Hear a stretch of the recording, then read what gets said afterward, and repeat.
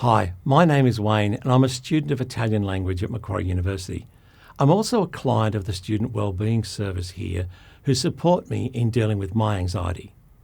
If you've been living and studying with a mental health condition and are thinking about your career, you might be wondering about whether to share information about your mental health with potential or current employers. What are we talking about when we refer to mental health conditions?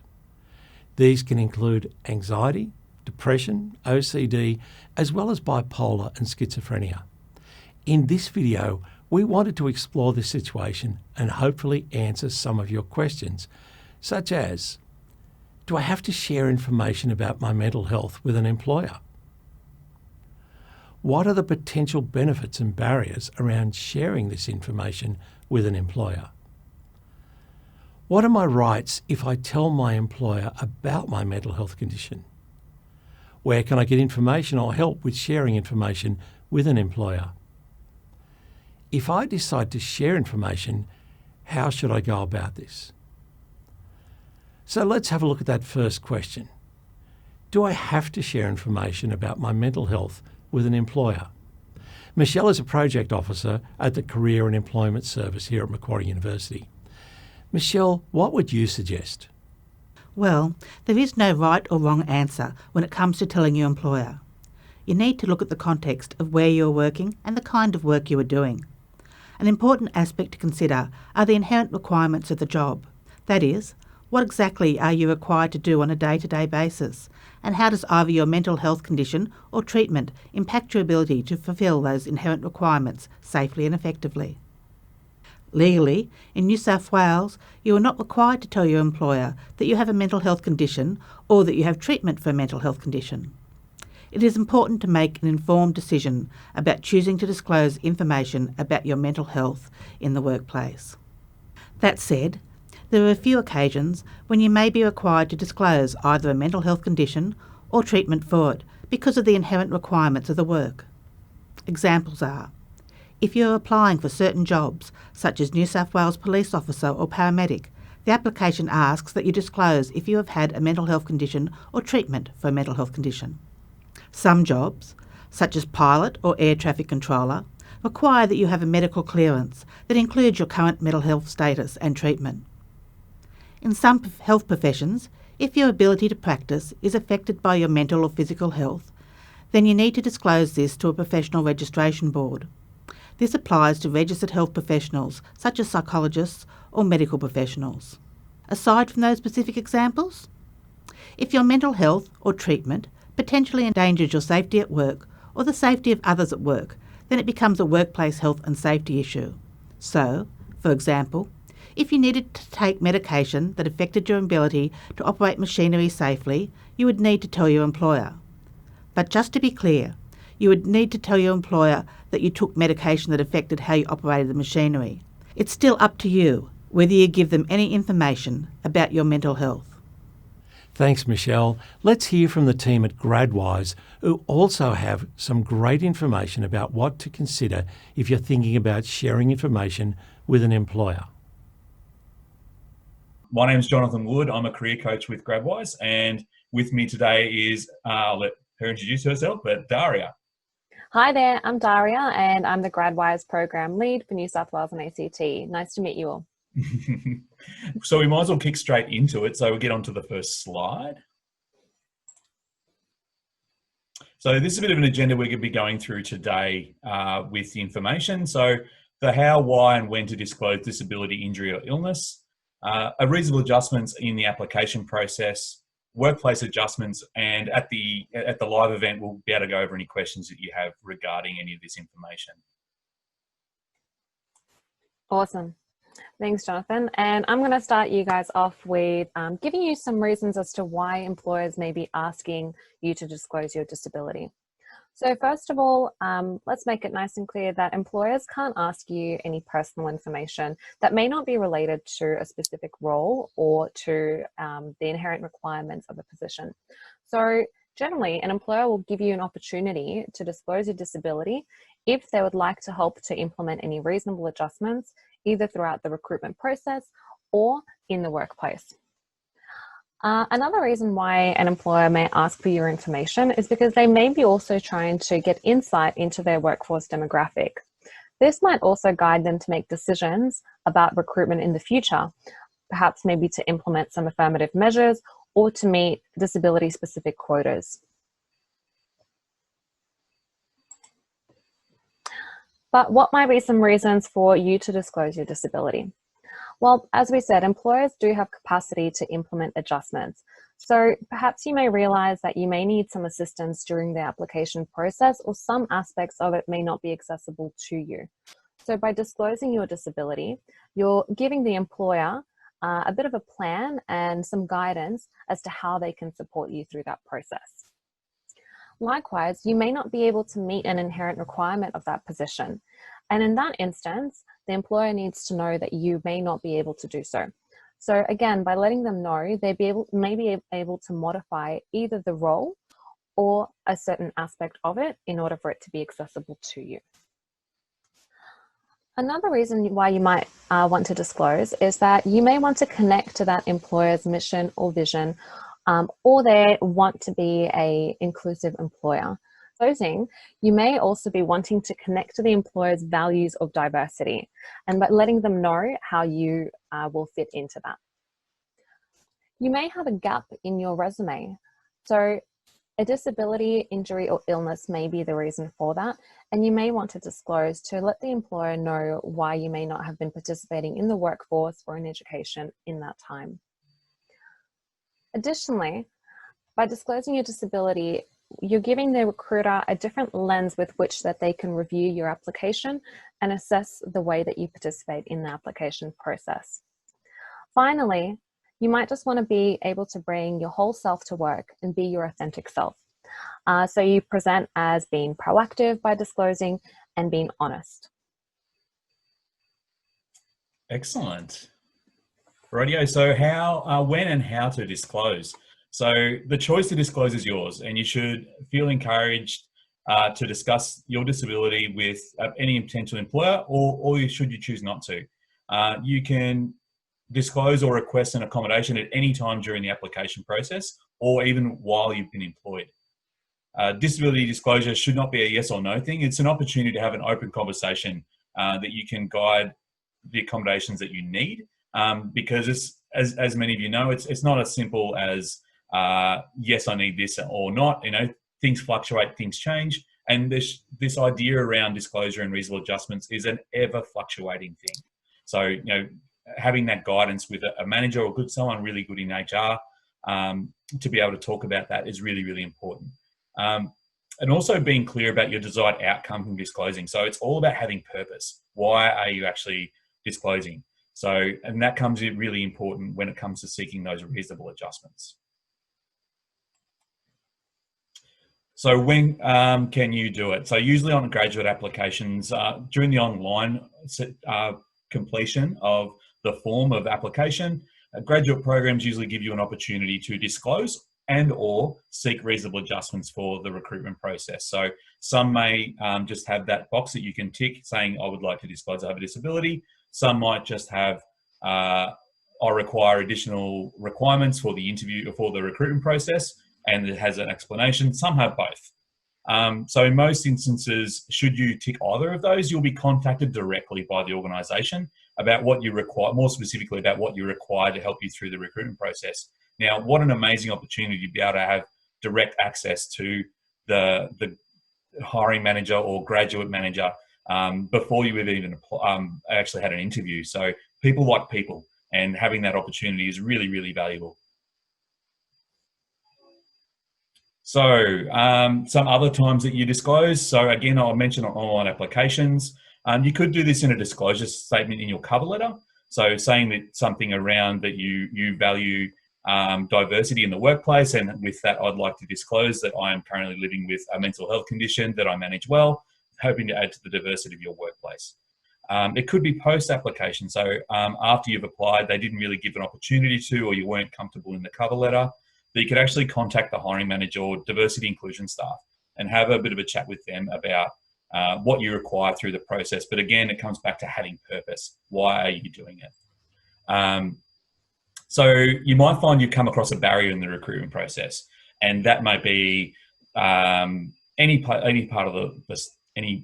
particular part of the stage. And it might be in psychometric testing that you need more time because that's a requirement you have at university through your study plan. It might be in a group interview. You might have a hearing impairment, and you need to sit on a certain side of the room to be able to hear everyone participating. You might disclose in an interview, but using this as a focus as a positive thing or asking good questions is really, really important. So asking a good question might be around, can you tell me a bit about the diversity inclusion that you have in the workplace? For me, I'm living with, disclose as you see will, see fit, and are there supports and are there supports in the workplace? And turning this into a good focus is, it's maybe seeking, I manage I currently live with a disability. I manage it really well, but I'd like to seek a reasonable adjustment in the workplace or for the next part of the process is another good way of stating it. So you can disclose prior to starting your new job and even during employment. So again, it's all up to you and your level of comfort, and again, having that purpose for doing it. Yeah, those are really great points. And I think, it's a good takeaway to know that should you choose to not disclose at the beginning of the process, you certainly can do later. And oftentimes by disclosing disability, the desired outcome is to access reasonable adjustments.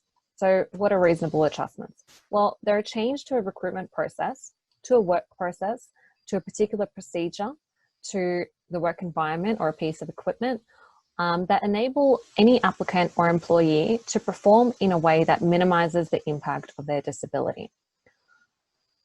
And you may ask the question of, well, what is reasonable and what is unreasonable? Well, for an adjustment to be reasonable, it must meet a number of requirements.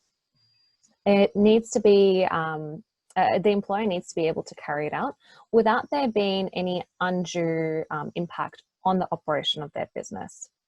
So some things to keep in mind is that if you're familiar with the interview process or the position description and its inherent requirements, then you'll be able to communicate what type of adjustment you may need, or how that particular process may prevent you from participation. So the adjustments, to be effective, need to assist you with that capacity to perform, either in the job or the interview. You also need to think about the practicality of the adjustments. The easier an adjustment is, the more likely the employer is going to be able to implement it. However, just because it may be a little bit more challenging or require some more processes doesn't mean that it's unreasonable. We also like to consider, will the adjustment cause any disruption to the business's operation?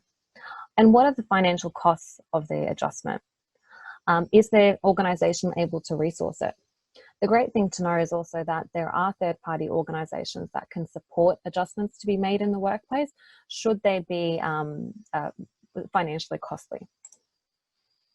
So some things also to consider is that the adjustment needs to be implemented for the specific cause of addressing an inequality as a result of your disability. So for example, through the recruitment process, it may be appropriate for you to request additional time to complete a psychometric test due to living with ADHD.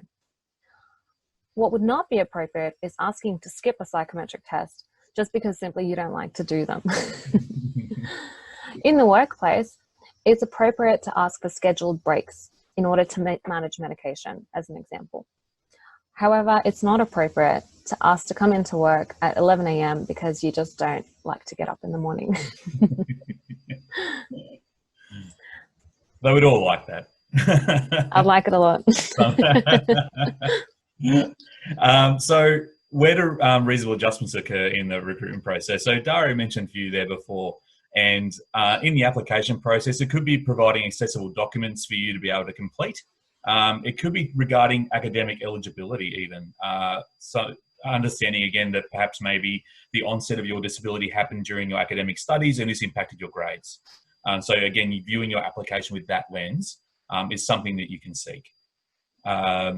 Psychometric testing. So we've mentioned one there before, but some ways that you can seek reasonable adjustments here are increasing the time limit, administering a larger font, and administering via screen reader software can really help some people, again, as long as these have purpose. In video interviews, so recording in self-recorded ones, so having additional time to read the question or responding to the question, it can be really important for some people. Having the questions provided ahead of time, and that could be 2 days, 3 days, 15 minutes. It can, it depend on the employer or depend on what you need. Having the responses via written format. So let's say that you're doing a Zoom interview like this and someone asked quite a long-winded question. Having that ability to see that question on the screen, you can keep referring back to, especially if you're, let's say, suffering anxiety, our fight or flight response kicks in and you can't always remember 3 parts of a very long-winded question. So having those up on the screen can help guide you. The ability to re-record. So again, that self-recorded interview process. We all make mistakes and we all under pressure and stress. The need to re-record. And stress. Case in point. So the ability to re-record can be really important to alleviate that anxiety. And let's say again that you should make a blunder, as I did earlier, then you can just press re-record and have that one chance up your sleeve, which we don't have. Sorry, Daria. And it could be into the assessment centre. So having the details of the activity prior to starting can if that would assist you, just again alleviating any anxiety. It could be seeing the case study questions or the case study information a little bit earlier than other people. So again, you've got that time to digest it and have a good look through. And if that is reflected in your study plan at university, having extra time for exams or like for example, it's something very easily to ask. Having additional time, structured breaks and seating positions. So where you are seated in the room to assist for acoustics, structured breaks to be able to gain a bit of composure, and because some of these assessment centres can last for a very long time. I've heard of some lasting for 3 days, some lasting for 2 hours. So and anything in between. So they are just some, but you're only limited again by what you can imagine for yourself, as long as it's reasonable and can be met by the employer. And likewise, as we said, some of these may be then cross-related into the workplace. And many employees with disability may not need workplace adjustments. Some might need minor adjustments, and some might need more structural, structural changes or some specific equipment. So some examples may fall into any of these categories, such as environmental changes, some supports and equipment, or managerial considerations. And this could be in terms of environmental changes, having a conversation around your working days and hours, the place of work, the location of your particular station or desk, accessibility to the building or to your room, or some lighting. So those are some examples. In terms of in terms of supports and equipment, you may need a specific type of keyboard. You may need some technology to assist you, such as speak to text. You may need a particular type of monitor. You perhaps might need a workstation that is adjustable, such as having a sit-down, stand-up desks. Maybe you need access to an interpreter. In terms of managerial considerations, a lot of these are around communication and making sure that you have access to appropriate training, that you get an appropriate amount of feedback and mentoring and supervision. So some examples of adjustments that may have been implemented into the workplace might include, say, a combination of environmental and equipment supports, where an employer can create an adjustment of obtaining a larger computer screen for an employee, as well as implementing software such as zooming software or assistive technology such as screen reader to allow a clerical worker with a vision impairment and chronic fatigue to perform word processing tasks. Another example, for the managerial aspect, would be an employee receiving reasonable adjustment of scheduled weekly 101s, which may not be typical for that particular business, and that can give the manager and the employee an opportunity to discuss their tasks, the progress and performance, to identify any modifications to the tasks that may be required, that the employee may find stressful or initially overwhelming, and to help to alleviate any performance-related anxiety. But I think the key takeaways here are that to access adjustments is a conversation, and each adjustment is individual to you, and it will be developed with your expertise and guidance of your disability and what you may need. And it may take more than one adjustment to create the perfect environment for you. We also mentioned a little earlier is that there are some other bodies of support that can help you to implement adjustments into the workplace. One of those is called Job Access, and the access they provide to the Employer Assistance Fund. So this can create some financial support to help eligible people with disability and their employers to access work-related equipment, modifications to the workplace, and Auslan services. The eligibilities of this can be found on the Job Access website, which we encourage you to explore. So what are the benefits of the reasonable adjustments for the recruitment process in the workplace? Well, essentially it's to provide you with an opportunity to perform to the best of your ability, whether that be in the workplace or in the recruitment process. So the ability for you to be able to put your best foot forward and be the best you can be. It creates a merit-based system of recruitment. So with the understanding that not everyone starts from the same spot, that just because everyone's applying for the same job and everyone's backgrounds and everyone's barriers are different, but trying to create an equitable way of actually getting through the process. It facilitates open and positive communication between a person with a disability and their manager. And studies have shown that diverse teams are more innovative and build closer bonds. I did have some stats around that, but I just could not find them at the moment. I'm really, really sorry. Daria's angry at me about that too. I was desperate for some stats, yes. And how can GradWise assist you with your disability disclosure or the access of reasonable adjustments? Well, this can be quite a complex topic, and as we said, it's very much individual to you. But we have experience with disclosing disability and gaining reasonable adjustments from our partners and employers for our students and recent graduates. And we can help you to develop and determine what your individual needs are. In addition to that, we can help you to complete a reasonable adjustment form, which can then be supplied either by yourself or by us to our employer partner organisations. Finally, we can also assist you with determining what workplace supports that you may need, and also provide you with an ongoing support to make sure that you feel a sense of belonging as you progress through your employment. As we said, your needs may change over the course of your employment, and we can be there to guide you as those changes do occur. And I suppose on that as well is that, like Daria mentioned, that we stay with you into employment, that finding the job's only like a very short part of the journey that you have with GradWise or that you have in your career, and into the workplace is where the real work happens. And having this ongoing support from one of the career coaches is we've found just invaluable, and employers love hearing that. They love hearing the extra support that any employee might be able to have access to or can get. And we've only ever heard positive things. So it's another really great way of talking about disability in the workplace. So for most employment, you don't have to share information about your mental health. If you decide you want to share information about your mental health, make an informed decision about disclosing and be clear what your goal is when sharing information. Is it because you need to ask for some changes to the recruitment process or some changes to how you are working? This will help you identify what information you need to share. Now let's have a look at the potential benefits and barriers around sharing information about your mental health. For that, I'm going to ask Michelle to step in. There are definitely many benefits to sharing information about your mental health, and some potential barriers for sharing as well. Again, it really comes down to the context that you are in, including the job and type of company you work for.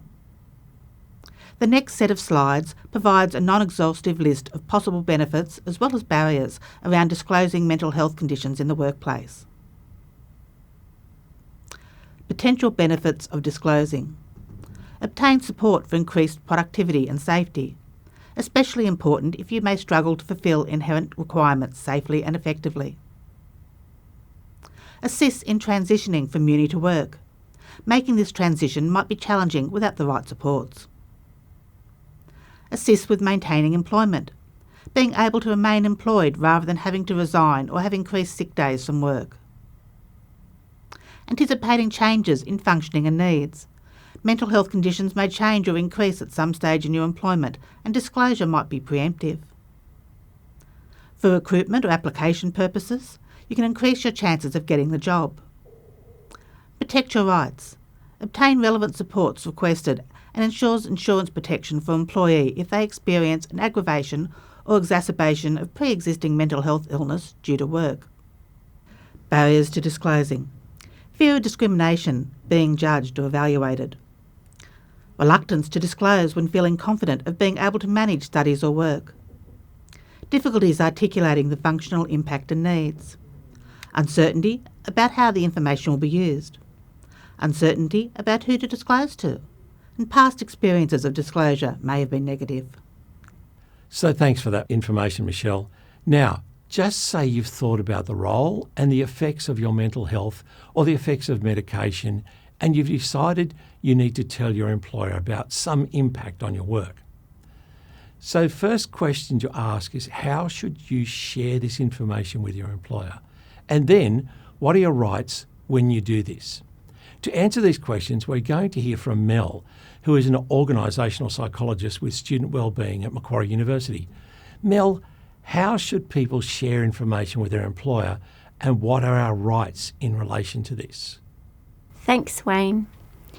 In terms of sharing information, you need to think about a few things. Firstly, who are you going to disclose to and how will you disclose? In terms of who to disclose to, this is most commonly your direct line manager, as they have the ability to put into place, with the support of broader HR, potential accommodations to support you, and they also have a really good understanding about your role and what would be feasible in terms of role or duty changes.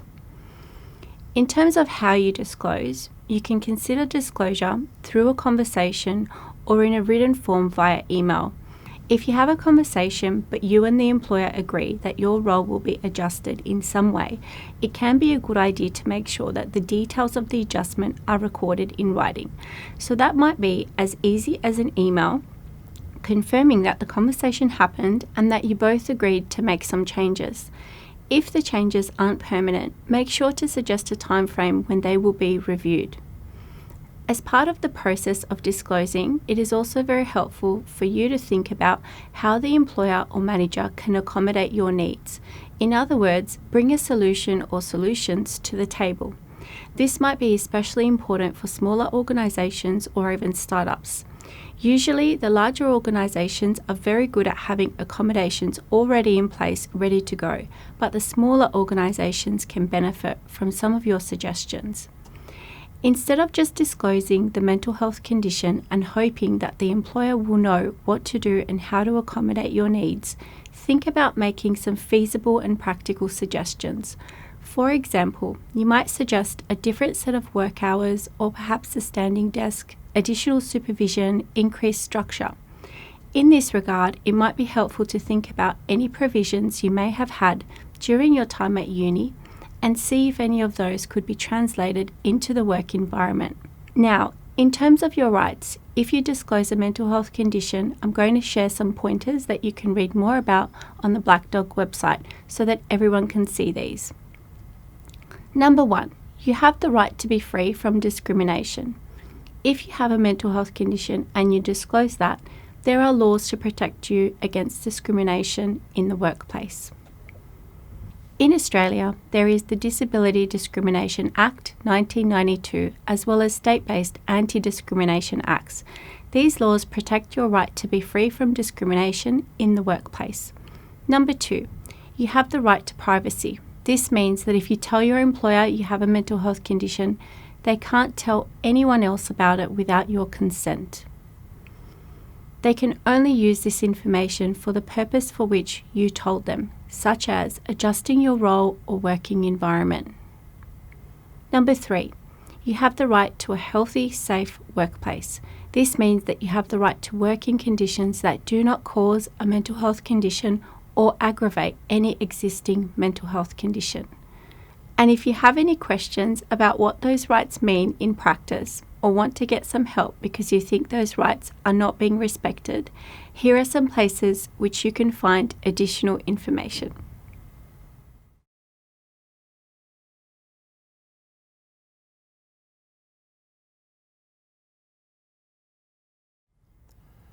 Well, I hope that's given you some good information, but that's just a start. And as we said, it's important to think about your specific situation and also the kind of role that might be involved. If you're still studying, don't forget that you can discuss your particular circumstances with staff from your university's health and wellbeing or accessibility service.